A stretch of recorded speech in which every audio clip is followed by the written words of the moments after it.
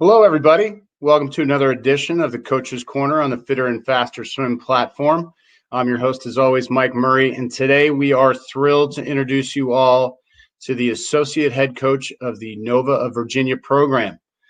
Before we get started today with Coach Norm Wright, I want to remind our viewers that they're welcome to ask any questions by using that chat box on the right-hand side of the screen. And if we have time at the end of the show, we'll try to get to your questions. I also want to point out that any spammers will be immediately removed from the webinar. So I'm really happy today to introduce you all to Coach Norman Wright. And I'll tell you a little bit about Coach Wright. Norm recently moved from the Northern Kentucky Clippers, which is where he was when we first met, and he had phenomenal success with the Clippers. He led the team to its first ever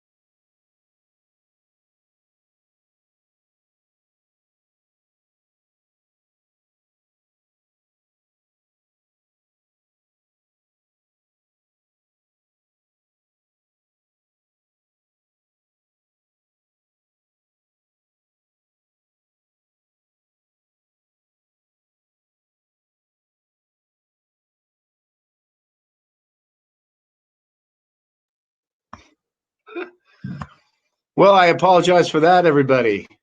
We had a little hiccup there with our connections. So if we could get back online, we will. And I'm going to test to make sure Norm can get back in here. Just going to text him really quickly. Thanks for hanging on with us. We had a little bit of a connection problem. We've had some weather here that's been a little bit different. So let's see if we can get Norm back in here. All right. Just give me 1 second here.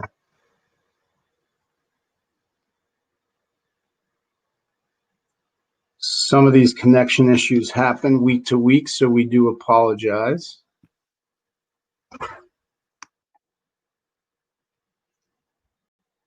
And let's see if we can get it.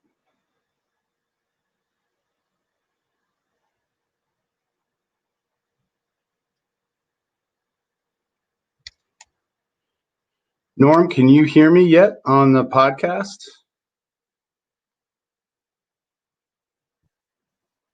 Mike? Yep, I got you. Welcome back. Do we need video? Yep, you're good to go. That one was on my end, so I apologize. All good. I'm glad we had our time beforehand to talk things over. So we had it all worked out and then got kicked out. So that's exactly right, man. So thanks for hanging on, everybody. I appreciate it. I was talking about Norm, your success with the Clippers over the past several years, and you also have played a little bit of a role in college swimming as an assistant coach for Georgetown from 2009 to 2010. You got to work for legendary Ray Benecki, working with the Fish from 2008 to 2010. And you also helped prepare Katie Ziegler for those 2008 Olympic Games. She was on fire back in the day. You're also one of the staple coaches at the open water national meets. I know that if we're going to that meet, I'm usually sure to see you there. And one of the things that I did want to ask you today at Victor, we're working on our 7th day of open water training. This is our 7th day of being back in the water since being out since March. You guys planning on doing anything with open water down there? Yeah, open water is a little of a new thing for Nova, and obviously I'm bringing that with me here, and arrived here last July, and kind of got started in August as kids were returning from nationals and so forth. But we had planned a group to go down to open water nationals, and we were doing some preparation for that throughout the winter, and then obviously all that got kind of pulled out from under us. But yeah, definitely going to be continuing at that. We haven't had the weather to be able to do some of those things, but as we move forward here, we just have gotten our outdoor pool temperatures up in a comfort range where we can, start incorporating some 9-10s and 11-12s in the water, little kids, which means the lakes are getting up there and the ocean and so forth, being only, 2 hours from the beach. So we're definitely looking at all the opportunities to get kids back in the water and get them socializing again as a team. Absolutely. Now, your background in open water is pretty extensive. You've been instrumental in getting some of your athletes to reach pretty high levels in the sport. Now that you're closer to the ocean, is that something that you plan on maybe implementing a little bit more than you had in the past? No, not really. I always thought that the coastal teams had an opportunity to do better. But unless you're down really far in the south, that water gets cold. So it's not really something that you can utilize as much as you might think. Having local lakes, the lakes actually warm up a little bit sooner than the ocean would anyways. We're pretty far north as far as the ocean temperatures go out there on the East Coast. But, we were able to find lake water in back in Kentucky, and I coached in Ohio there. We were right on the line of the Ohio River, and we found opportunities to get in those places. So I don't think it's going to change too much. The research shows across the board that as kids get faster in the pool, they get faster in open water. So as we do have some swimmers that are interested, seeing their time get faster in the pool is what's going to and gaining, I guess, times faster in the pool, and then gaining that open water kind of race experience is really what it takes. So we need the races in the region, and then we also just need to get better in the pool, and that usually is a good equation. No doubt about it. No doubt about it. The other thing I wanted to talk to you about is today you got back in for the first time. Is that right? Is today your first day back in? No. I'd have to look at a calendar specifically. It's been 2 or 3 weeks, I think now. Maybe it's just 2 weeks. I don't know. We're running, lots and lots of practices. We have a large team, fortunately, and unfortunately. In this time, I ran 6 hours this morning of high school kids. In the state of Virginia, we're allowed to run one swimmer per lane at outdoor pools. So at my specific pool this morning, we ran 6 practices at an hour apiece, back to back to back. We had 5 other outdoor pools. We have over 700 swimmers on the team. And so being able to run one to a lane, we've got 5 pools going 7 days a week for this week. Last week we had 4 pools going 7 days a week. So fortunately we have an awesome staff. We're kind of spread out all over the west side of Richmond, and just utilizing the pools and partnering with local people that a lot of them have ties to Nova, whether they have members at their pool that are current Nova swimmers, former Nova swimmers that have found some time, and obviously we're renting most of those places and compensating them in some way. But we're making it work. We're excited to be back in. Like I said, it's been 2.5 or so weeks, and the kids at first it was just happy to see each other. Coming off of the long break away, and then last week I think finally, I guess we're working on the 3rd week now, but last week finally it was like, okay, let's get our heart rates up. Let's start feeling something. Let's start feeling alive, because we can see the kids racing each other naturally. I mean, they're looking next to the lane, and they got the lane to themselves, and kind of feeling like they're a pro swimmer all of a sudden. They got their own space, and they're trying to race their buddies, and even some of them were asking at the end of practice, can we do a time 50? And I'm like, take it easy. We got we're just getting back to it, but yeah, it's been great. We're excited to be back. It is it's a big inconvenience right now, but it's also something that we need to do and take care of everybody in the process in a safe way as we can. Is there any better feeling than knowing you don't have to encourage competitiveness in practice? I mean, when it happens organically like that, man. I hope that there's a lot of positive things that come out of this. I think one, we with all the pools that we're offering, we have some holes, some different lanes here and there. And because we're only allowed to run one swimmer per lane, as long as we're following safe sport rules, we have, 2 coaches or multiple swimmers on the pool deck at once. We're shoving kids in lanes because they can have their own lane. They're not in a lane, a 15-year-old with a 10-year-old or anything like that. It may end up that we have a 13-year-old next to a 17-year-old, 2 different lanes, but they can do 2 different practices. And we've got such an awesome coaching staff. I mean, everybody on our staff could be a head coach. I mean, we just they've got tenure here. They've been around. They know the area. They know the team. They know swimming. And to make this all work with 5 pools for 12 hours a day, give or take, is it's just the staff stepping up and getting it done. And with kids going all over, so it's competitive, and I think they're just hungry. They love the sport, and hopefully this teaches us all what a great thing we have in swimming. How much we've missed being in. Absolutely. I think that's a big part of it. I think they're learning how much they missed our sport. You're absolutely right. Yep. So Norm, jumping right in, at what point of the calendar year do you sit down and plan that season? So for many of us, this is an intricate process that kind of takes place on our off time, which for me is always in August following junior nationals or nationals. Is that the case for you and how you set up your seasonal plan? Do you have a set time that you traditionally use? No, I'm going to bring a whole different perspective, and I don't know, maybe that's helpful, maybe it's not. I plan, and I picked this up a long time ago, and it'll dawn on me where it came from here in a minute. But as I start to explain, but basically, a long time ago, I grew up in Ohio, getting my butt kicked by the Cincinnati Marlins, and all the names that came out of there, right? And they're putting Olympians up, and they got the pictures on the wall, and we go down there for meets, and just like, what is going on here?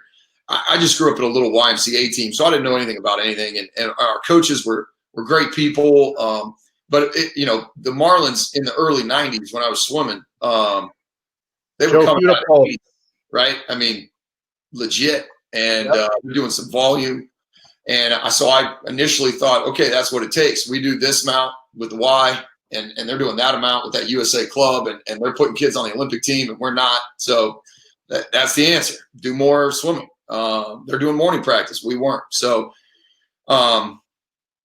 started looking into some of this like yardage stuff, and the people are talking about these numbers of 40, 50, 60K a week, and I'm like, I don't even know what that means as a young coach. And so I started writing it down, and next thing you know, somewhere along the lines, when I when I coached with Ray at the Fish, he really drilled it into me, and he said, after practice, go back and edit the practice you just did, right? And at the time, I didn't know what the lesson was. I was kind of wax on, wax off, right? Paint the fence type of thing. I didn't know what I was learning, and I'm not exactly sure what he wanted me to learn. But what I did get away from it was that as I debriefed from that practice, a lot of coaches will have a plan, and they're like, "Oh, I wrote a practice today for 8K," and then, well, what did you really do?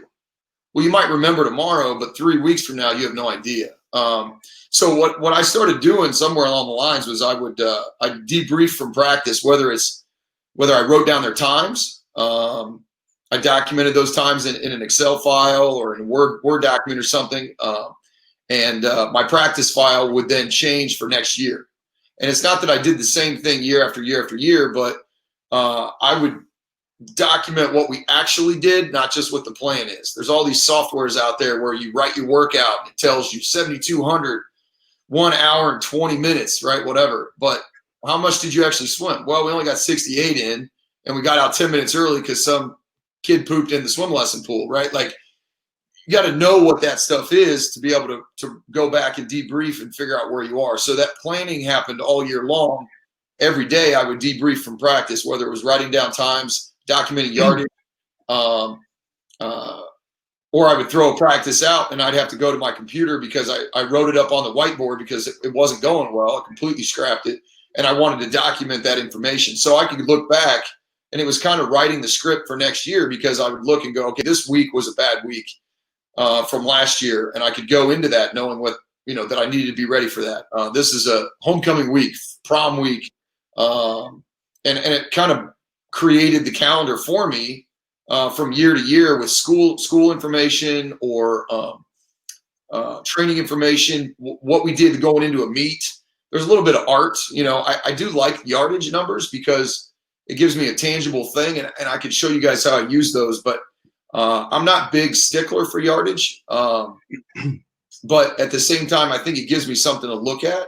And then from year to year, I can go, oh, no wonder we swam well in December and not in March. Or no wonder we swam well in March and not in December. I can look back at what was actually done and not just what the plan was. The plan's great, I think, but more briefing from the plan every day is important. So, if I sat down for 10 or 15 minutes after practice, it gave me that information every day. And then I could go back next year and look at what I did, the week of October 10th, the week leading into whatever. And I could look at my practice file and compare it to the plan and what was actually done. And then so it kind of wrote itself all year long. Then I could take that information and start plugging in adjustments. What did I think went well? How did we swim actually when the results came in? And then I start building some files that I kind of used as a cross reference. So you had mentioned about sharing some stuff here, and I've got let me see here. I've got some things that I was just talking about as far as plugging stuff in. Love to see it, buddy. I'll go ahead and share some of that stuff. Absolutely. Let's see what that button has disappeared on me, Mike. You look up top. Just came back. There we go. Sorry, my screen is too small. All right, so hopefully this pops up clearly, but bear with me, everybody. So it seems silly, but I just start with a simple calendar and see if you guys can see that. Yeah, and so this is 2019 September, and I just went through here and started popping in meets, right? And this was going to be the Nova year this year, and just started throwing stuff in here, what it was going to look like. These are local meets in our October, a little bit of racing there. We got a pro series I threw in. Make sure we know when Thanksgiving is, because that's going to really screw us all up. And then we got U.S. Open juniors. We go to the NCAP invite. You can kind of just see. I don't need to read the whole thing to you, but you guys get the idea. So this is kind of people use words like macro and micro, and I'm not that smart to know all that stuff. I just put everything down on paper and try to figure out what it tells me. So you can see what I did here. But anyways, all the way through August. And I definitely put all these meets on there, Junior Pan Packs, Olympics. Here's the games. I need to tell my wife if I'm going to be at the games. She marks her calendar 22nd, right? He's leaving. And so here's trials and so forth. So I plan for all that stuff. Can I just jump in real quick? Yeah, please. And I think it's really important for the coaches who are on this. I have it on my calendar too, because there's a possibility that it could happen. And I think that planning for it to happen gives you a better chance of it actually happening, right? So 100%. We did that with Gold Medal Club. It wasn't we didn't have a good year. I actually thought we underswam the first time we got Gold Medal Club at the Clippers. The second time I thought we hit where we should be. You're talking 200 kids or less that were in that performance level, and to pull that off. It's like we swam a little below what I expected, but it was talked about every single day. And going to trials with 7 kids is talked about every single day. And so I take this calendar here from the top down. Literally, actually, I don't do this justice, but in order to present this to anybody, you need to do it in normal order. But I work from here backwards, right? I go for the games, and then I plug in, okay, this goes here and this goes here, and where's the trials going to be, and how many weeks am I going to have, and start working this direction. Okay, so from games to Indianapolis, there's this many weeks. Because if Indy's too close, I'm not going to put it in, right? So you got to look at all this stuff. And this is just an overview, right? It's like, okay, this is going to work. Sure. Okay, well, let's throw this camp in there and see if I can get that camp set up. Just this is things I'd like to have happen. So I take it to the next level, and this is where I think a lot of people can build a calendar. I just listed them out, right? With some goals, first opportunity, blah, blah, blah, right? Just some notes. And then I built a 42-week schedule with every practice time that I'd hoped for this year. And this is a little bit of overlap. Like you said, some of this planning was done from the previous year with when I was in Kentucky. And so a lot of these things I haven't really been able to update for presentation purposes, but this just gives you an idea. My goal for September 1, I had 42 weeks till trials, and how I mapped it all out. You can see kind of, I think it was Steve Brown one time said, mind-numbing consistency, right? And you can see it there. I just put it all down, all the way up to, let's see, what can you guys see? Oh, yeah. I wanted to hit long course, right? So I made a note, want to make sure we get long course in, and training trips and pro series and dates, and we're down to 29 weeks. We got the open, long course again, training, Christmas Eve, right? See what happens in the afternoon there for Christmas Eve. I mean, I just put everything in here I could think of, all the way up, possible national team training camp, Derby, or Des Moines Pro Series, Mission Viejo camp. It's just a hope, right? These are just plans. Pro Series out there. Let's see, Pro Series again. You can see I'm touching long course. I got to find this. I don't know where I'm going to get this. I didn't have long course year round or anything. That was cool. And then we got the trials, a couple travel days factored in. That's very important and to make note of, because you're not going to have, when are you going to practice on those travel days? Come home, travel day, camps, travel day, U.S. training camp in Singapore, travel day, on to Tokyo, travel day, on to Tokyo, and then into the game schedule. And then obviously finishing up with the open water competitions at the end. So that's the 42 weeks.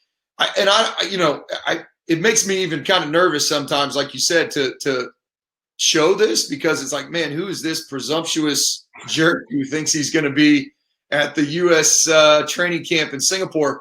But here's the schedule. So I'm just trying to create an environment where it's an opportunity for a kid to do it. I don't want to get to trials and have nothing after this line, right? It's like, well, travel home.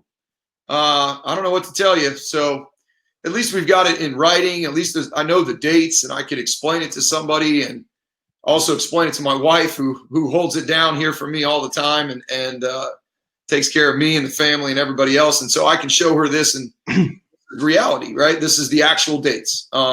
So that's kind of how it goes. You got the calendar, and then you got to build into that specific that schedule for the year. And you can do it with anything, right? I mean, you can do it with any championship meet and work your way backwards. Yeah, I really like the way that you set that up. That's great. And I appreciate how you put those big meets on the calendar. You put, junior pan packs on there, pan packs on there. I think that's so important, right? When I first got to Victor, I put summer juniors on the calendar, and we didn't have anybody close. And then in 3 years, we're taking 12 kids to the meet, because you're setting the expectation in your seasonal planning. And when you set the expectation for that high level of success, the kids are going to go up there. Every year, our time standards get faster, and every year, summer juniors gets bigger. Why is that? They know what they need to do. Yeah. They know that they got to step their game up. So I love how you have that included. One question that I wanted to ask you, and this is a question I think that a lot of coaches have, especially younger coaches who are just learning this process. Can you talk a little bit about why you start with that most important season culminating meet and then work backwards? I think it was Bruce Gemmell one time said to me, and he probably doesn't, I don't know if he remembers this or not, but I think he said one time something about, I think I was in Austin, Texas. He probably didn't even know who I was at the time. I don't expect him to. And Ledecky just came off of camp or just did something. And we watched her swim, break the world record. It was, I don't know, 1,500 or 800 or something in Austin. I should know these things, but I don't. And I remember saying, man, Bruce, did you guys tape her for this? And again, he doesn't know me at the time. And he said something along the lines of, in my head, it was 3 weeks on, 3 days off, right? Yeah. 3 weeks on, 3 days off. And so that just stuck with me. And again, we need to call up Bruce and ask him what he actually said, but that's what I heard. And so I would go backwards from the big meet and kind of go 3 week increments. I read somewhere also in physical adaptation, not having to do with swimming, that it takes us 6 weeks to make a physical change. And so, like, if you talk about that 3 weeks on, 3 days off type of that thought process, and you double it, you kind of look at how long is it going to take me to make some improvements in these events or strategy or physical training or whatever it is. So those are some of the things that I, just kind of factor in from that top meet and then work our way back. I also think it's important that the kids know when the top meet is a year out or 9 months out so that they can plan their schedules. Those high performing kids, whether they're 12 or 18, usually know their schedules, their school schedule, vacation schedules, whatever it is. So the more I can give them in advance, like just planning till March makes no sense to me, but planning for 12 months and even planning for 4 years is relevant. Right now I'm showing you the last piece of the quad, but really going forward, we should be wrapping this quad up. But going forward, it would be like, we hit 1 pro series the first year, 2 the second year, 3 the third year, and then try to go 4 pro series after that. So it's kind of evolving year after year as we make those stepping stones into getting ready for trials and getting ready for the games, because that's got to be the goal. So as those adaptations are happening, you just kind of work your way backwards into the season and get those 3 or 6 week blocks of time and have another meet in there and give your kids the best chance to improve and drop time. Absolutely. And when you talk about, making some changes, and I remember talking to Ray Benecki at University of Minnesota one time, and I think a day later he sent me this huge PDF document with a lot of Katie's workouts in it at the time. But it was a Xerox of the handwritten notes that he had made in there when he was changing things based on what she was able to do. And he would write set times in there also. I still have it. Yeah. But I think to your point, it's important to be able to, on the fly, make some changes. How does that seasonal plan maybe tailor itself to certain individuals on your team who might be getting ready for an international competition as part of Team USA, and then her teammates who are doing something different? How do you roll with that?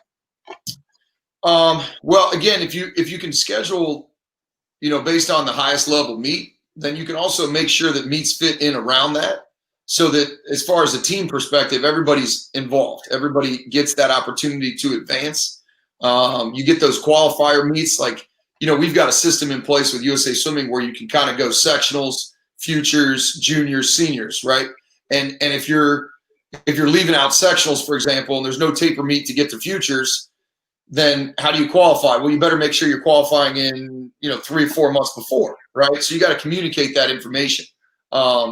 If you're going to take 1 kid to a senior national meet, or even if it's 10 kids to seniors, what are those other kids going to be doing at the time? Are they going to a meet while you're gone? Are they going to a meet the weekend before you leave so that you can be a part of that? Or do you schedule something 2 weeks before, so that they have an opportunity to maybe get those last minute cuts, right? So that's all coaching decisions and the way your staff's set up. But I've said this to many of my assistants over the years. I spend more time talking about the senior B group, if you will, right? Opposed to the senior A group, whatever you call those in your team. I spend more time thinking about those guys, and making sure that they're taken care of. A lot of this stuff on the trials, seniors, juniors, that stuff's taken care of by USA Swimming. So we just follow the pattern that USA Swimming put in place and just keep climbing the ladder. But making sure those other kids along the regional meets, the state meets, the LSC meets, the zone meets, that pattern set in place, because sometimes the sectional meets, the zone meets, and the state championship senior meet doesn't really line up. So how do you make sure that competition is lined up for those guys? That to me is a little bit more of a challenge that needs more attention than just juniors, seniors, trials. I mean, that's mapped out. Those never interfere with each other. Sure. We as coaches use a lot of different references when we're putting together the structural framework for planning our season, right?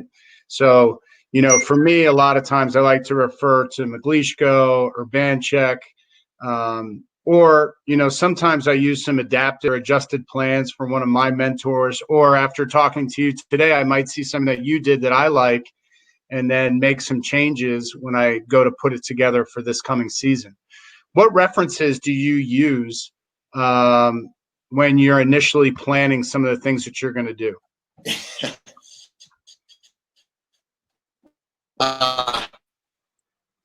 What references? Gosh, man. I guess I'll patent all this stuff so then somebody can buy it from me, right? Isn't that how it works? No, that's what we do good that's what we do well as swim coaches, right? And we take things. I can send you or like you said, Ray. I mean, Ray gave me a lot of stuff when I was there, and that was a huge influence on me, and learning to track that data, right? Data analysis. And one thing that I took away from that is that my personality is to be flexible, but I have to have a plan to be flexible with, right? I like to be prepared, and I go back. I guess what created that flexibility in me was that I remember asking a coach one time, one of my coaches, how does this work? What does that be? How does that do? And what do I need to do? And they would say, well, just do what I tell you to do and you'll get faster. That was always really frustrating. Like, just explain it to me, right? Just explain it to me. And somebody told me one time, if you can't teach it to an 8-year-old, you don't really know it, right? And so I've been willing to say, I don't know the answer, but I'll figure it out. And then I also, make it simple, and break it down as simple as you can. As far as some of the guys I refer to, I mean, I really like what Ray's done. Obviously, Kate broke the world record in the 1500. That stood from 1982, I think it was. Again, I'm not the historian very good, but she was the original Katie, right? And she was the first Katie, and now we've got Ledecky lighting things up for us, and Kate's still out there, Ziegler's still out there making contributions to the sport of swimming and to athletes in multiple sports. So she's doing her thing still too, and that's awesome. But I like her Banchek stuff for some measurable things. They're totally modified, and I'm almost embarrassed to share, because when I look at what John actually does and then the way I use it, I've just adapted things to be able to look at, like,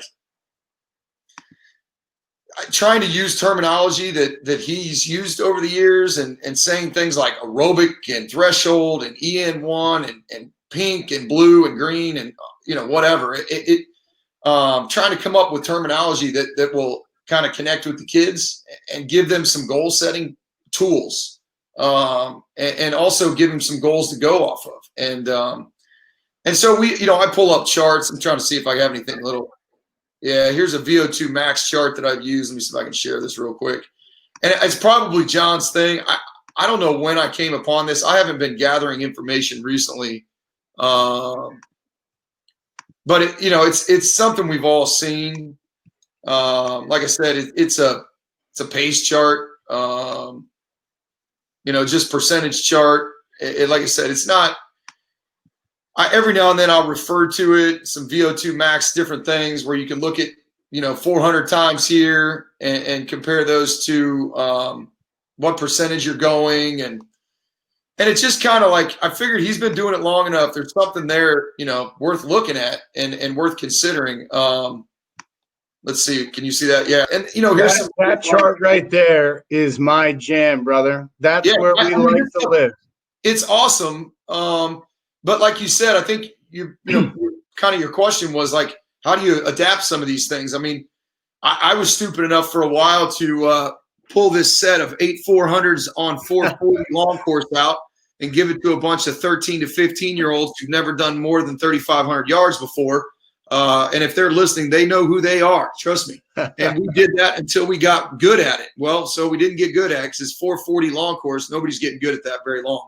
High school. So I was stupid enough to think that you just take this off the paper and write it down and tell them to figure it out. Well, that doesn't go very well. So learning to adapt some of these things, right? I mean, that's the key. Learning to adapt some of this stuff to your market, who you're selling to, what their interests are. And this is just an example.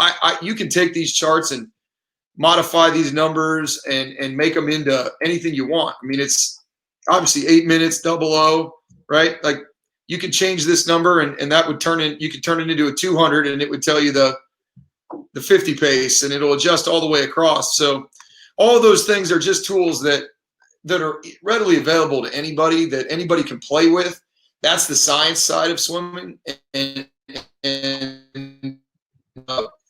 But I've had some awesome fortunate distance experiences with kids before, and you're gearing up for 3 500s on 9 minutes. I think it is here, purple, and I mean we can't even get within 30 seconds of those times, and you should be able to do that, right? And we even had an easy day yesterday, and we're just garbage today. So you sometimes you got to scrap it, and then some days you got lightning in a bottle, and you're not ready for it.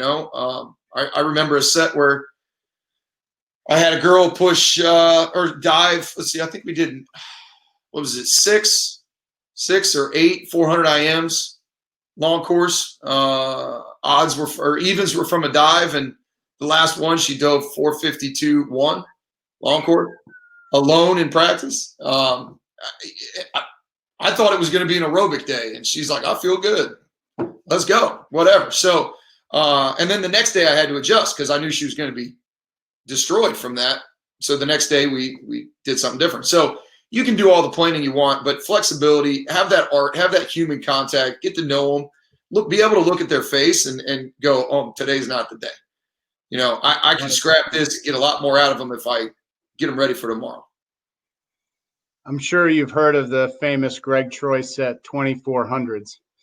They've done that for years, and even people like Caleb do it. A lot of people don't realize that Caleb's done the 20 times 400 set before. So, there's value to that. Of course, Greg Troy has a great talk called Garbage Yards and Other Things That Work, and I love that talk. But yeah, there's certainly value to using that and putting it in your seasonal plan to kind of make some different measurements throughout the course of the year, I think is really important.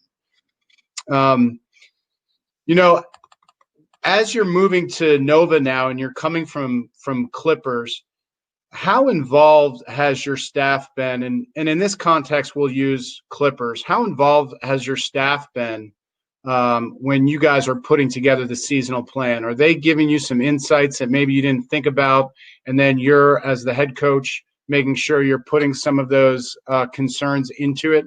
Is your staff at all involved in creating the seasonal plan?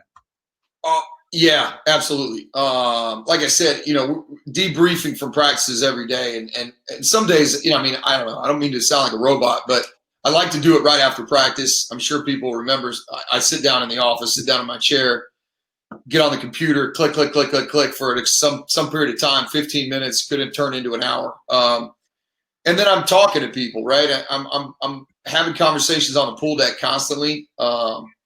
And then, we do have some planning periods. I mean, it wasn't anything elaborate. I mean, we all talk about let's do a staff retreat and let's, whatever. I mean, those things aren't always realistic because you've got people that have lives too, right? And I've got a family and 2 young kids and a wife that I'd like to be home with. And then the other people have the same thing. And then it's like, okay, let's get together in the off season and all these things. But really, if you spend enough time with people, you get to know what they're doing and you get to trust those people.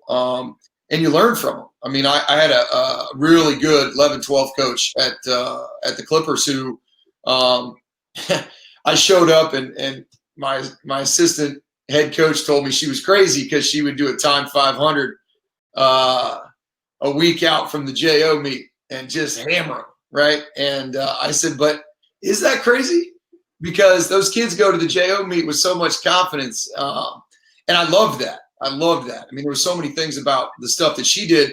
And I got to spend time and get to know her. And then, like the 13-14 coach and getting to see like the demeanors of the people and the way that they plan in their minds and making sure that we're all kind of seeing the same thing as closely as we can without, I definitely don't want a bunch of little norms run around. I'm a big enough problem to deal with as I am. So these other people bring balance and symmetry to any staff you're on, right? And the same thing here as coming into Nova. I mean, the coaching staff here is just phenomenal. I mean, we are constantly texting, calling, brainstorming, going through this COVID process, scheduling 700 to 800 kids in the water, programming that out over 5 pools, finding pools. I mean, there's not enough of any one person to do all that.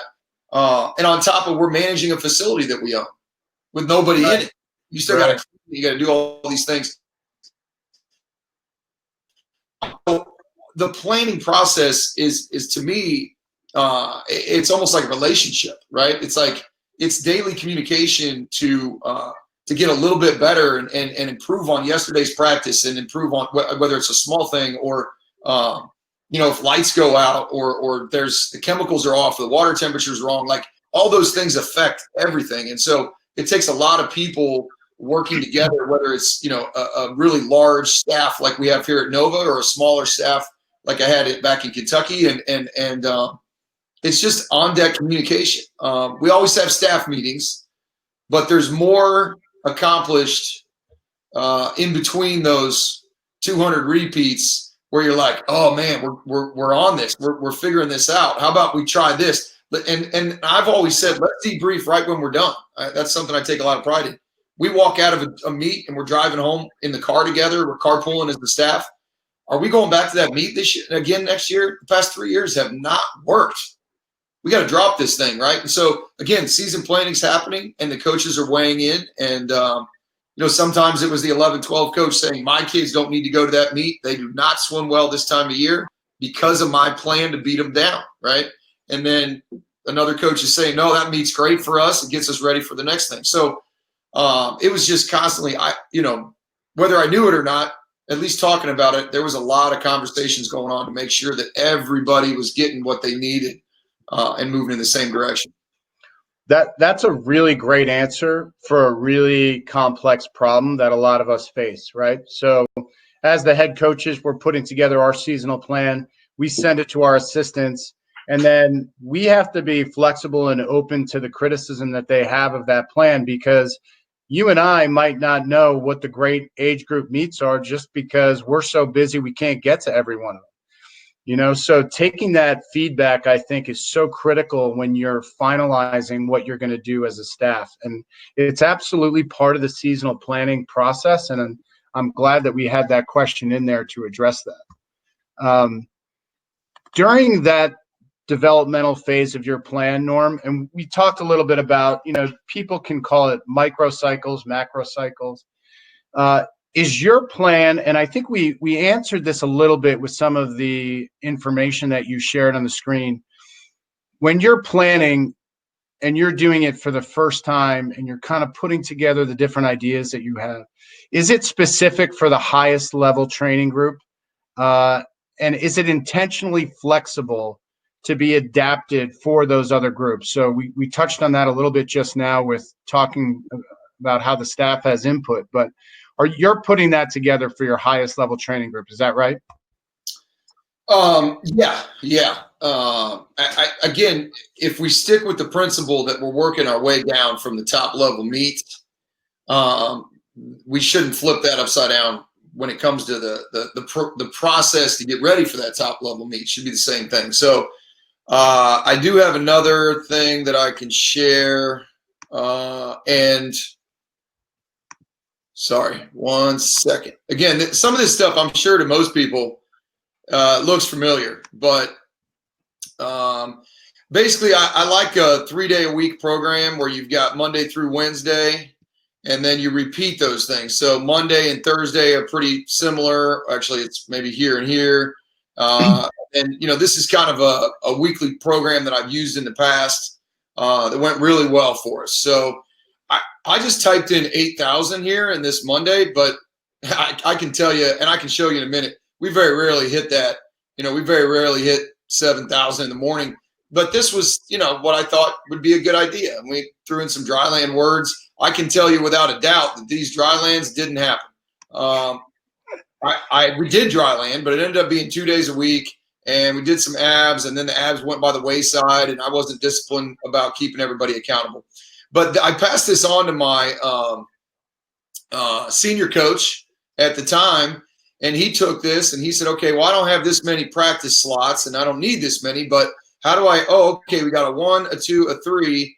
So we got threshold, we got active, slow, fast swimming, whatever you want to call it, VO2 max, race sets, and then we go back to threshold, then we go back to active, then we go back to VO2 max. And so, again, I'm sure this is, old hat for most people, but I just like racing twice a week and hitting the threshold aerobic stuff twice a week. It's, uncomfortable. This is where you put that 2400s in. And then, some IM work with some easy, fast stuff in there, and then, getting some aerobic stuff going in the mornings. And I even went as far as, so sorry to answer that question. He would take this and kind of follow along, because what we like to do from time to time was overlap, right? We'd like to combine our efforts on Wednesdays. And if we're going to be racing heats, stand up on the blocks and go, we might be able to overlap our team and get some camaraderie built. But if they did something different on these days, if he goes VO2 max on Tuesday, they're cashed out for Wednesday. So I needed, they tried to follow along to a similar pattern, knowing that they didn't have the extra mornings that would be adding to the evenings. So there's some adjusting there. But this is an Excel document, right? I mean, I can just, delete the whole thing and type in whatever I want, right? So it's very fluid in that way. I also, whether it's, I don't know, I'm trying to figure out, let's see. Oh, yeah. So it's like there were some kids' names under here that I blacked out for, security reasons, I guess. But, I've got some things in here like AM butterfly and then, PM distance free. My formatting's a little off here, but AM fly, PM distance free, AM fly, right? So I'd give them some choices within the practice to modify what they need. And I went down and built it out for every kid. This is just a sample of the kids that I had, but this was one particular group, and breaststroke IM for everybody on this day. But this kid wanted to go back free in the mornings, so they did something a little different. So here, let's plug that in. And so any coach could really, when you're giving kids, let's see, when you're giving kids a choice set, I've found, I've been very, very fortunate and blessed to get the opportunity to work with a few pros, and not everybody really wants choices. I want to swim fast, and I will swim fast. Just tell me what to do. So, here it is. I when I was around some of those high-level adult swimmers, professionals, okay, coach, you're running practice today. You don't have to ask my opinion. I had a fortunate swimmer that just kind of smacked me upside the head and said, just tell us what to do.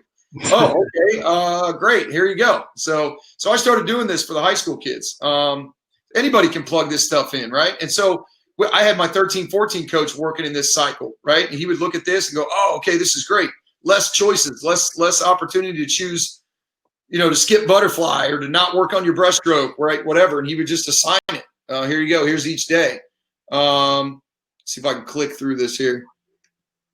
It's just a smaller 3-day description, right? I'd pass that along.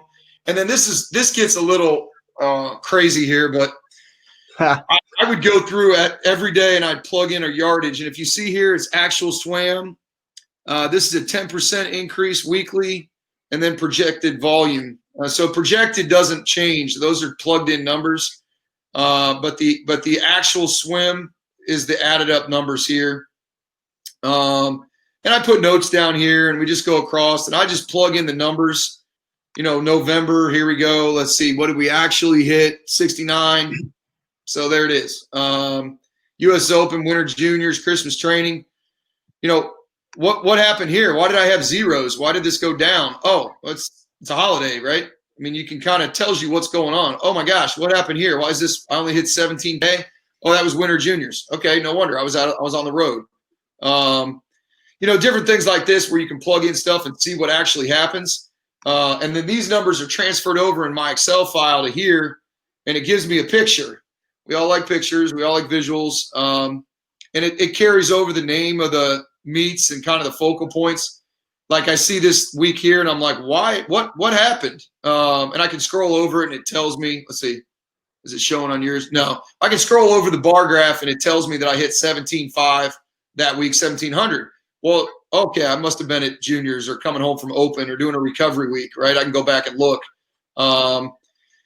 So these are actual numbers. High school champs. I was down going into the first week in February, and then we did a big bump to get back up and get ready.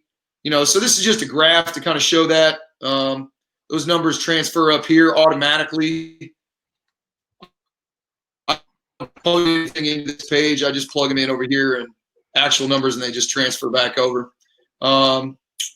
So yeah, anybody can take these. Again, this looks like everybody's opinion is like, oh my gosh, look at all that yardage. But the reality is it gives me a picture of what I actually did, and I can go back and figure that out. Like here, let's try to find one that doesn't make any sense. Oh, here we go. What is that? Right? I mean, what happened? I would have to go back and look, but one of my assistants at the time would probably be able to tell you a little bit better. But that could have been the power was out at the pool and we weren't allowed to get in. It could have been, somebody got sick in the water, or it could have been a health department issue. It could have been anything. And then, so that's interesting. But we come over here, or, it's like there's another one here. Oh, there's a meet there we went to. Okay. But we missed a couple days going into open, right? So like if we go to open and we fall on our face, I got to ask myself about these zeros, right? Right. Just to consider. It just gives me a blueprint. This was actual swimming. This wasn't a plan. So anyways, anybody can do that from age group up and down. And I've had coaches that just take this stuff and use it. I've had coaches that are just friends that say, hey, send me that. And then I think they use it. I don't know. But and here's some VO2 max test sets. I'm not all 400s every day. I mean, I love 6 100s on 6 minutes and 4 200s broken on 8 minutes. And so we would alternate between race days. And again, every 3 days we got to try to throw a swim meet on the weekend, and then, keep going from there and just kind of repeat, one more. Oh, this is one that I really like the age group coaches to do. Again, I blacked out the names of the kids. Do I need to make that bigger? But basically I went through and broke out all their splits. And I think I pulled this off of Team Unify or Meet Manager or something like that. So it's not hard to do. It pulls up on its own. And that way they could give this to the kids. And a lot of my age group coaches have done this in the past, because we're like, all right, we're going to go 400 IM pace. Let's go at backstroke pace, at breaststroke pace for the middle of your 400 IM. I mean, I have national team members that I've coached. They have no idea what those numbers are, right? So here they are. Let's hang them up on the wall. And our 11-12 coach and our 13-14 coach, our senior 2 coach would do this, right? Because you can save a lot of time doing a lot of math on the spot if you can program some of this stuff for them. So these are some other examples that, yes, people do use. And hey, that chart worked. Can you resend me that chart and I can plug it in? Can you help me rebuild the chart? Or I don't know how to use Excel. Can you do it for me? Right? Sure. Anything to help. But there's definitely a collaboration, and it takes some time. You talked about a young coach earlier. I mean, it takes a year of getting to know the program, and then a year of this and a year of that, a year of this. And then finally, after a whole quad, you might be ready to implement a good program. and that's just what it takes, it takes time. Absolutely. When we look at that stuff, I think it's easy for us as coaches to understand why seeing those numbers every day is so important.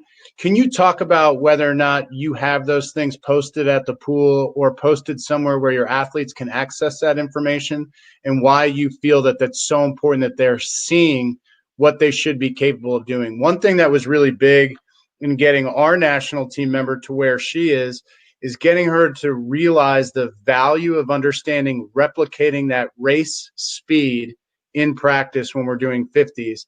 And the best way for us to remind her of that was to have those times posted on the wall. Yeah, I mean, posting stuff's awesome. We've all posted stuff, and it hangs there until it gets chlorinated enough and the tape falls down and we never talk about it, right? Right. So it's not about getting it up there. It's not about getting it in their hands. It's about talking about it. It's about putting goal times on practices and, giving kids a little bit of urban check mentality where it's like, here's the times you got to hit. That's what I take away from John, right? I mean, it's not just a perceived energy system or perceived effort. It's actual, you got to hit these times. These are world-class times. These times will get you to, and when I talk about world class, I mean top 10 in the world. Here's how they're swimming. Top 10 all time. Here's how they're swimming. There's a strategy here that works. If you don't do it this way, it's not going to work. There are things that do work, and then you take that down to the age groupers as well. And you talk about, I again, but when I was at the Clippers and even again, I come to Nova and they do this. They talk about things where these are the splits, these are the times that it's going to take to be top 8 at Asia Champs or to win Asia Champs or JO, whatever you call the meet, depending on where you are. These times are talked about. These times are communicated. These are the splits that it's going to take. You got to be home in a 32. You don't have a choice. If you're not home in a 32, you're not going to get your hand on the wall. So that when that starts at the top and those winning times are talked about, it gets filtered down because they see, oh, that kid knows what's going on. If my 11-12s, they're pretty smart. I bet they could think about that because they want to win JOs or whatever meet, regionals or whatever meet it is. Right? So it's just about what you want to talk about, where you set your priorities. You have a goal of winning something, make it a priority. You want a gold medal club, talk about it every day. You can put the numbers up, but if you don't take kids over and point at them and say, there it is, where are you, where does it go, what did you go, they're not looking at it. Absolutely. It's important to you. Right. Yeah, and I think 2 things when you mention her band check, every set is the main set and keeping it moving, right? Yeah. So you got to put that effort and emphasis on every set being the main set. And this kind of stuff, these are the nuts and bolts of that seasonal planning. That's why it's important to talk about these little intricate parts of what we're doing. Norm, we can see a little bit from what you've shared how the USA Swimming quadrennial plan fits into your seasonal plan. This is a 2-parted question. When USA Swimming comes out with the quad plan, how are you starting to put that into what will be Nova's plan? And then a question that came up in the chat box that I thought was a great one. Have you ever created a quadrennial plan for age groupers? Yeah. Somebody told me one time to start asking questions, and that's kind of embarrassing. And I remember going up to Bob one time, and Bob was in the zone, and I'm sure he doesn't remember this. I'm sure it's happened many times. Bob Bowman, sorry. And I just went up and started talking to him, and little did I know it was the worst time possible. And Bob was cordial, but shooed me on in a way that I would do the same thing, right? No hard feelings, but asking questions, right? And like I said, I'm standing there. Ledecky walks out breaking a world record, and I'm asking a question to Bruce, right, as he walks by me, Bruce, and he tells me, and even watching, I was fortunate to be at the Olympic Training Center with Dave Kelsheimer at TSM and watching Jordan and some of those guys train and asking questions, right? Like, I don't agree with everything that somebody else does. And I'm not talking about Dave. I'm just talking about anybody, Bruce or Bob or you know, Bob could give me every one of Michael Phelps's workouts, but I have to apply those to the human beings that I'm working with, right? So I think that's relevant.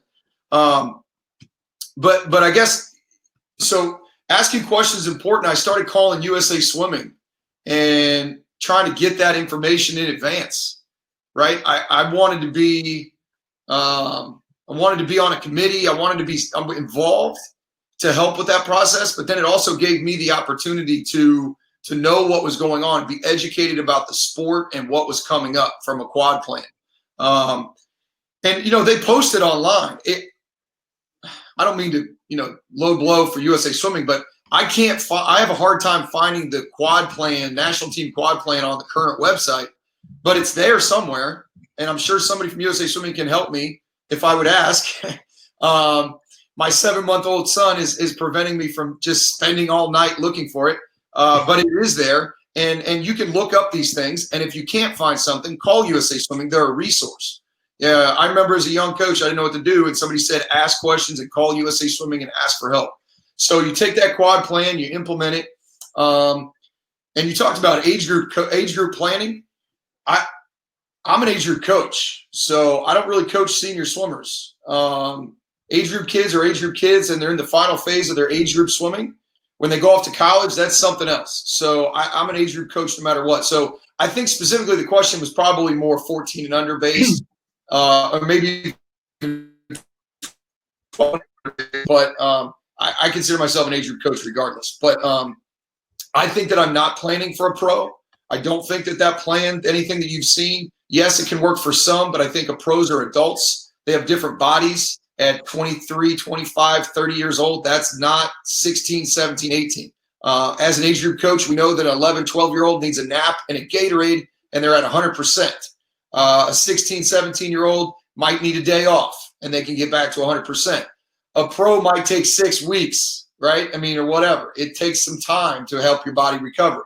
And me getting ready to turn 40, if I get too sore, if I do a good leg workout, I'll be sore for 2 weeks. Like, it takes time. Age plays a factor. So I'm an age group coach. But to answer that question more specifically, I think we have a responsibility as head coaches and or senior coaches. It's not, the head coach isn't always a senior coach. The senior club coach is that we got to be looking at the 13, 14s and the 11, 12s and thinking 4 years in advance. Not to diminish our sophomores, juniors, and seniors in our quad, but the reality is the kids that are going to be with me in 4 years are currently 12, 13, 14. And so when I'm looking at the quad plan, that phase 1 of the quad plan, if you're a junior or freshman, doesn't really apply to you. You're on the final legs of the quad plan. Your quad plan is shifted a year one way or the other, right? But the 11, 12-year-old might be looking at the quad plan and going, or the 11, 12 coach or the 13, 14 coach and going, okay, what do I need to accomplish in year 1 to get to year 4? And get the kids ready for, they're going to move into Norm's group in year 3, and he's going to have them for the last 2 years. What do I need to do to prepare them to make that jump? And so, and that's exactly what we did, working with my associate head coach at the Clippers. I was working with him to make sure that the kids in his group, when I first got there, were being prepared. And he was putting kids at 13, 14, he was getting summer junior cuts. As he started to follow a plan and we were working together to fine tune that. At 13, 14, they're getting summer junior cuts. And that's going to be a pretty good group of kids coming through when they turn 15, 16, 17, 18. They're already popping summer junior cuts long course, right? So we did that, but that was intentional to work with him to make sure that those guys were coming up in a way that I also was ready to receive them. And then also there's also a challenge of making sure that you're not ending a quad, but you have juniors and seniors with you as well, right? You don't just go, never mind, right? That's not, those kids are important to us. They've come through our program. They're the leaders. This is their time. So the quad plan also includes world champs, right? That might be your senior year. Junior worlds, junior Pan Packs, however they fall in the equation, that might be your end to the quad, right? And so you have to we talk quad, we think Olympics, but then if we shift it 1 year, because Olympic year, you're a junior, and senior year, you get a shot at making world champs or junior worlds, right? So it all shifts that's the complicated part for senior coaching with the high school kids. But with the age groupers, they got to be doing something, the right things, building the base, build the aerobic capacity from 12 to 15, so that when you get into the last 2 years of the Olympic quad, that kid's ready to move in and keep going. So my plans are for the 11, 12s and up to make sure that they're prepared to have the chance. I can't guarantee everybody's going to get a cut, but at least there's an environment where they have the chance to do that if they put the work in. And there are times, right, in our own development as coaches where we're just simply not going to have the athletes that are going to get to those levels. But that doesn't mean that those things can't still be a goal. Can you talk a little bit about your philosophy behind that? Man,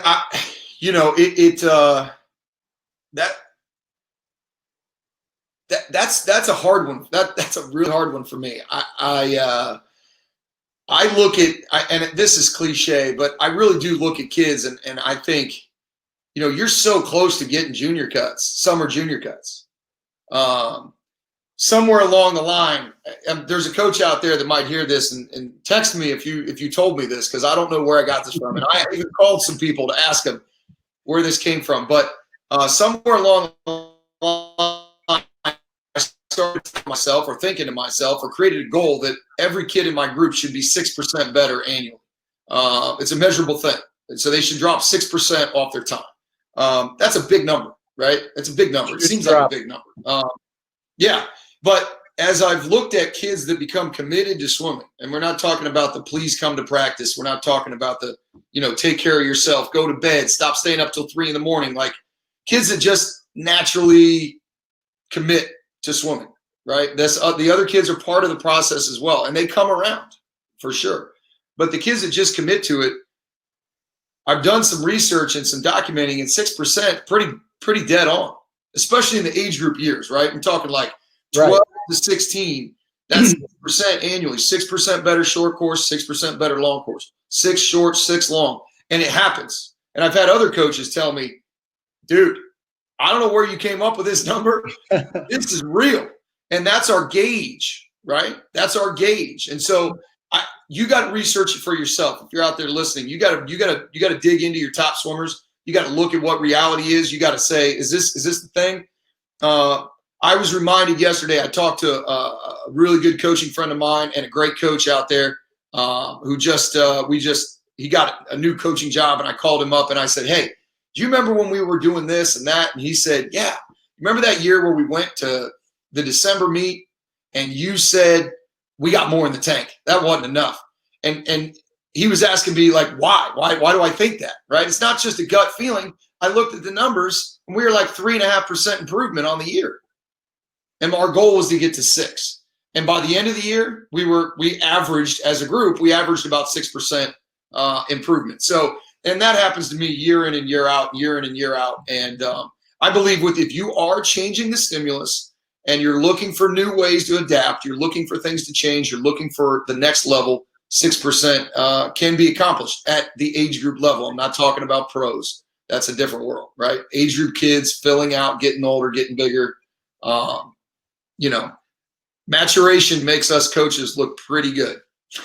Always, man. It's such a nice, especially if, you're early in your career and you're that 12 and under coach and the kids are lighting it up. Yeah. That's a nice, maturation is a nice thing to have on your side. Exactly. I once visited Coach Schulberg at Germantown Academy as a young coach, like you talked about. I sought out some of the best people in the world and tried to glean some things off of them. And he said to the kids one day they were having a really bad set. And I will tell you that the set was not very manageable for most 18 and unders, but they were having a particularly bad set. And he said, not everyone's going to be an Olympian, but we can be Olympic in the pursuit of what we want to accomplish. And I thought that was so important. And I certainly think that you've done that with your athletes over the past several years to see where they've come from and how far they've gone. You talked a little bit just now about that December meet. When you're planning your season and you're looking to swim fast, a few targeted meets throughout the course of the year, and so many of us now, Norm, are starting to think like, why can't we just swim fast at every meet that we go to? And I love that mentality, but I'm also a realist, and I know with the type of training that we do, we target for certain meets. So obviously with juniors and the U.S. Open being in December, we target for that. We have a senior meet that we take the majority of our athletes to in December to swim fast at. And then we're looking at 2 or 3 more opportunities in February and March to swim fast. How do you guys set up for your short course year in terms of when you're looking to target your highest performance? Well, one thing that I really like that we do here in Virginia at Nova is that when we go to a meet, we put suits on. They may be an older suit, right? Or say last summer's long course champ suit, and we're going to wear that in season racing. I really like that. It gives it a seriousness. I am 100%. I think it was Michael Brooks. And Michael and I go back to the Y days, and I was trying to get it going down in Virginia at a little Y out in the Shenandoah Marlins Aquatic Club, and I was following Michael Brooks around, and he's talking about all this neurological stuff, and he's way smarter than I am, and I didn't get any of it. But what I did get out of those conversations was that he had kids swimming fast in season, and I was like, wait. Or did you guys rest? And as coaches, we didn't rest. We don't rest. Right. We went 40K yesterday, right? Like, we never rest. But but there's a process to it, right? And so I got that comment out of Bruce that was a 3 on, 3 off, 3 weeks on, 3 days off. And then Michael Brooks is swimming fast in season with club kids, and I'm thinking, okay, hang on here. So I decided we were just going to swim fast, and one year I took some kids to a pro series, completely unrested, recklessly unrested. Like I knew, and we all committed to each other. We're just going to, so we have a travel day off. The next day was a distance day at the pro series. And so that, they float around. So that's 2 days, and we swam our brains out. And I'm telling you, this isn't one of those like, oh, I'm a tough guy, I don't rest my kids. I definitely didn't rest them. And it was an experience. We're gaining experience to get ready for trials. And it was November. And I think it was Minnesota. We roll into Minnesota, and we were beat up. My wife's a physical therapist, and she traveled with us, and she was giving rub downs, and the kids are like, I'm so nervous, I feel horrible, and da-da-da. I don't know if she put them all back together. That's probably what it was. It was probably all her. But we walked in there the Olympic year, and these kids were so excited and starstruck and stimulated. We've all seen that bell curve, right, where you go too far understimulated, too far overstimulated, and they were in that sweet spot. We had a massage table set up next to Michael and his whole entourage 4 years ago, and whatever, I don't know, whenever that was, and they were just like, hey, we're doing it. We're going to act like pros. We're going to act like we've been here, right? If I was a football coach, I would have told them, don't spike the football in the end zone. Pretend it's not your first time here, right? And they swam lights out, and they were tired, and they were beat up. By the time we got home, I took them about a week to feel better because they swam tired. So I decided a long time ago that I'm going to put kids in situations, in competitions, that they can swim fast if they want to. Right? They can always choose to swim slow, but if you're in an environment where success is possible, whether that's with my teams, create an environment where success is inevitable, it's going to happen eventually, or put them in swim meets. Don't go to swim meets that are a waste of time. We're not just going to swim. I do also say you need game time reps, right? I think it was a football player in the past year said, I need to get some reps. I need to get some reps. And you're getting reps. Oh, it was the guy with Tom Brady at the Patriots, receiver. Julian Edelman. Yes, just getting reps, right? They're in the offseason getting reps. They're staying sharp. There's something different to that. And whether it's getting reps, I'm glad you didn't call me like 8 weeks ago because I would have been so much more nervous about being on a Zoom call And that's all I've done for 8 weeks is Zoom calls. So I've gotten a lot of reps, right? When you get reps in season swimming fast and that becomes the culture, I think you can swim fast whenever you want to. I'm not talking about like leaps and bounds, but you see it in practice. If your practices are designed to get kids to swim fast, I miss it. I used to coach kind of off, what we all heard the story about Eddie, right? He doesn't write down workouts and he does no season plan. And it's all in his head. And he's a mad genius. And he just walks in and scribbles something on the board. And so as a young coach, I'm like, oh, I can be lazy. I'll just walk in and whatever pops in my head, I'll write it on the board. And it was garbage. And then a kid would go to a swim meet and I'd be like, holy crap. How did you swim so fast? That feeling was fun because you got really excited. But nowadays, we see it every day, right? It's planned for, and we give them the opportunities to succeed in practice. When I got here to Nova, Jeff said to me, we need to think about, and this is probably a poor rendition of what he said, but swimming needs to be more like basketball, right? Basketball players go into practice and they shoot baskets, and if they make 10 for 10, they feel pretty good. They make 8 out of 10, they feel pretty good, right? They make 0 for 10, not very good. Swimmers go in and they never get the opportunity to make any baskets. They have no equivalent to actually putting it in the basket, right? The equivalent of swimming to basketball would be running wind sprints.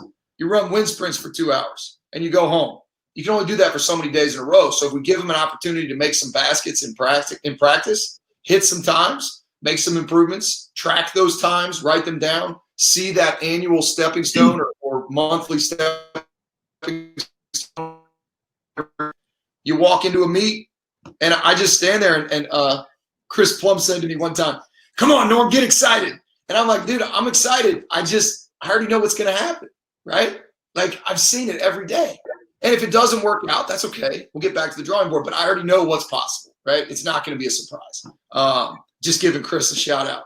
Chris and I became friends a couple years ago, and we love picking at each other from across the pool.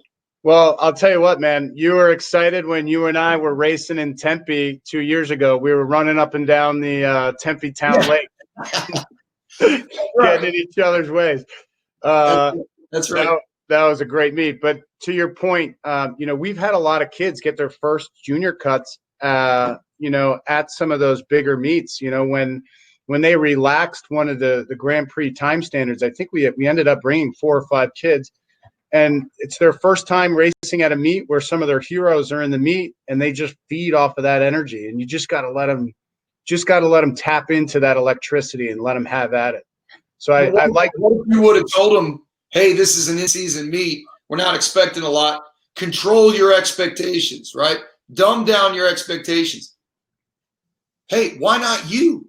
Yes. Why not you? Katie Ledecky didn't exist before Katie Ledecky came along, right? She was a little kid at one point, right? The 1500 world record sat stagnant since 1982, and then all of a sudden, not all of a sudden, it was a masterpiece in the making. Ziegler comes and breaks it, and then the next and the next and the next and the next and the next behind that, right? And now you've got Katie Ledecky. She hasn't always been the person who we know she is now. Why aren't you the opportunity to break through? And I'm not talking about breakthrough to Ledecky's status. I mean, she's one of a kind. But you can break through your own world record. I say it all the time. We got an Allison Smith world record broken, right? It's like you're one person and you're better now than you were before. Like, make them believe in themselves, right? We go back to that mental health and all these different things. Like, those things are relevant or important. I get away from it too much. I was a psych major in college. Not that means anything, but I was interested in the way that people thought around performance, right? And there's something there. And if you empower them to believe in themselves, and I've had a lot of assistant coaches that have taught me a lot more about that than I've taught myself. Like Norm, let them have fun. Let them do. I had a really good assistant coach there. Was coming in the mornings for a while at the Clippers, and I was fixing everything they did wrong. We were going to be beautiful, and then all of a sudden we were doing poorly, and he said, "Don't forget to let them do what they do well." Right?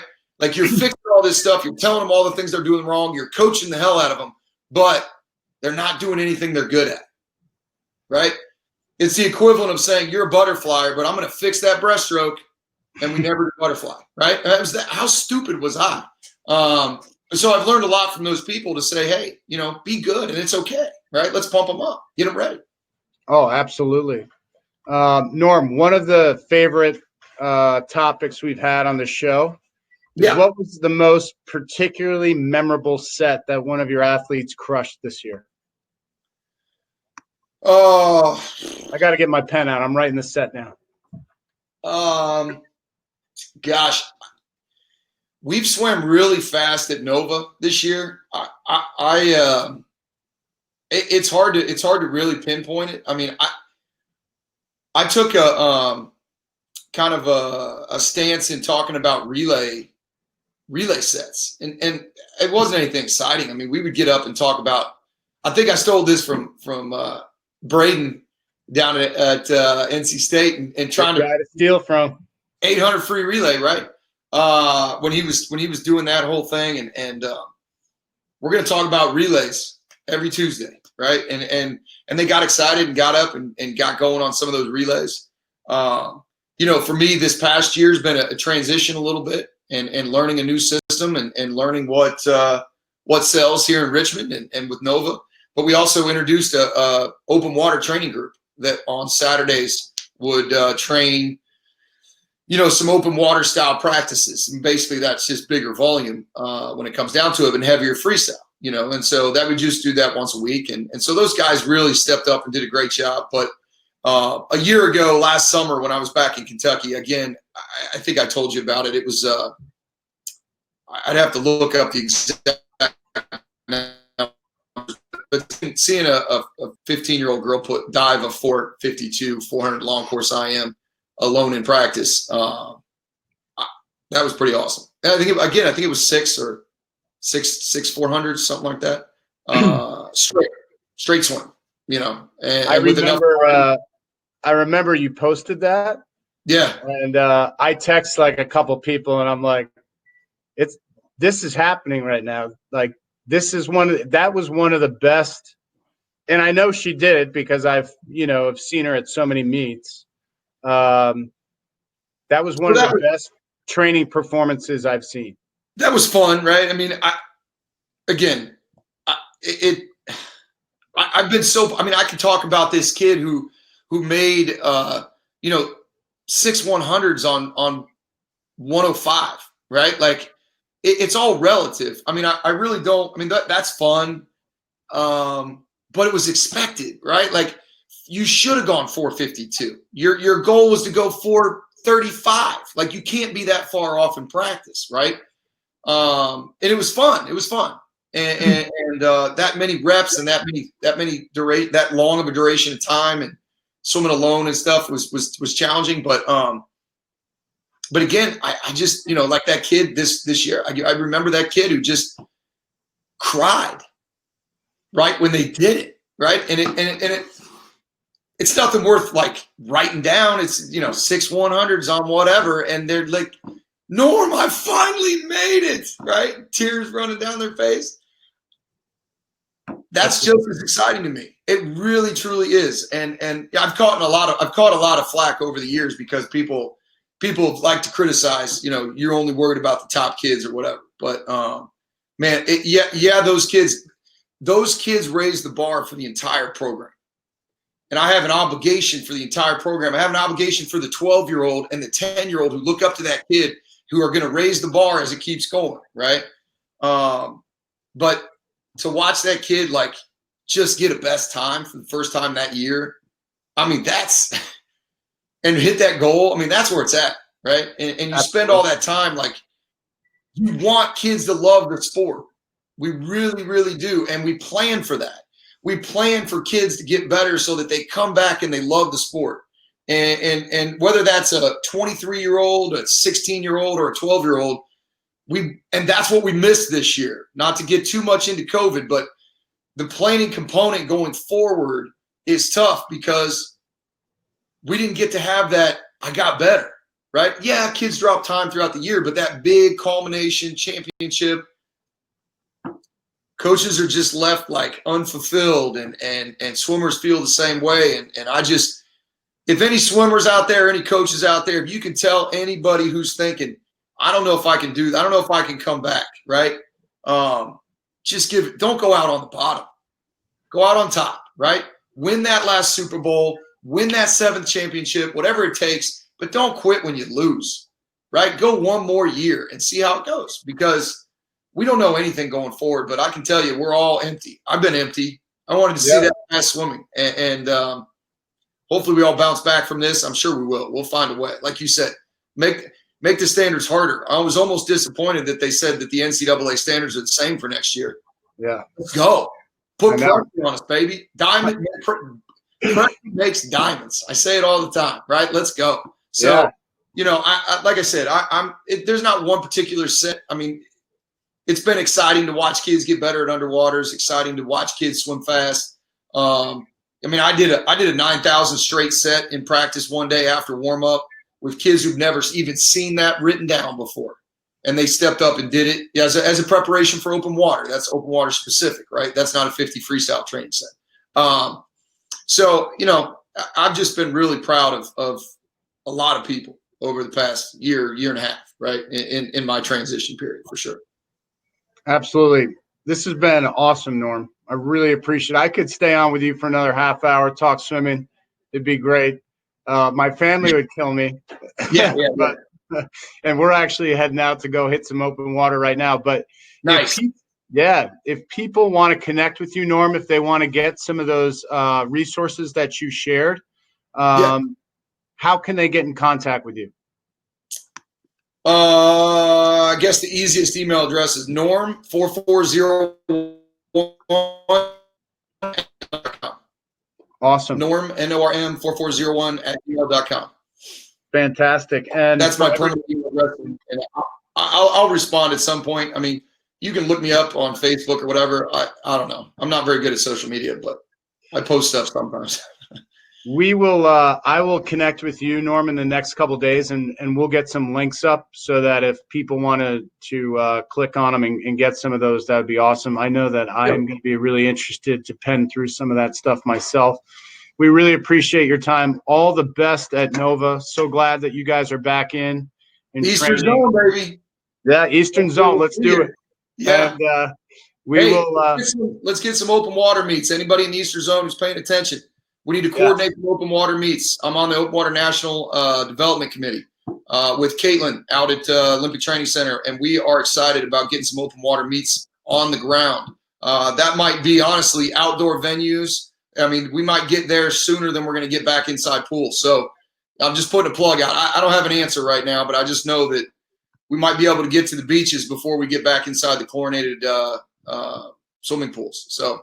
Yeah, Norm, I'm welcome. I would love to help you with that. I put together the open water plan that's going out to the entire Swim Coaches Idea Exchange tonight, so people can access that for what we're doing here.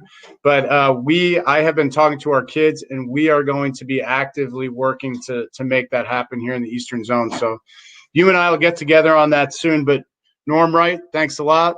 Best to you and Nova, and look forward to seeing you soon, buddy. Yes, sir. Thank you. All right, man. Take care. Thanks a lot, Fitter and Faster fans. We'll be back next week on Monday with our guest, and I know Norm likes this guy a lot, Ron Aiken from Sandpipers, Nevada. He knows how to get it done. So we'll see you guys next week. Take care.